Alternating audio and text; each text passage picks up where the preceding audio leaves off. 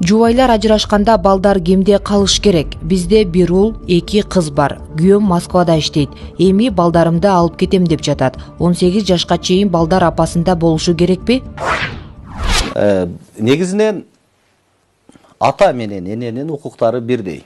Мыйзам боюнча алар бирдей укуктарга, бирдей милдеттерге Керек болсо үй ичиндеги, үй сыртындагы негиз эле баланын тарбиясы боюнча бардык маселелер боюнча укуктары, милдеттери бирдей.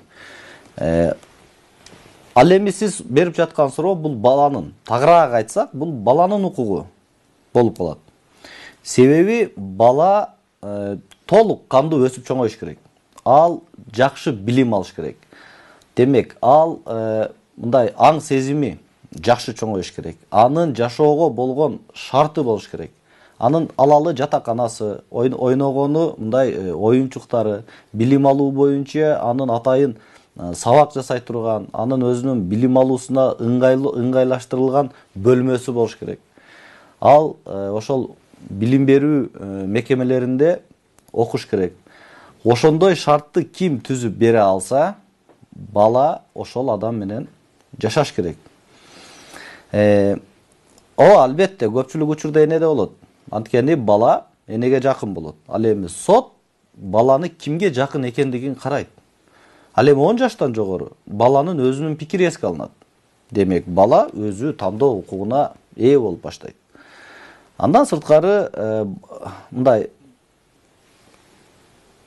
ким балдарга алайлы карабаса, балдардын тарбиясынан, алимент төлөөдөн качса, бул ата же бул эне мындай ата энелик укуктан ажыратылышы мүмкүн.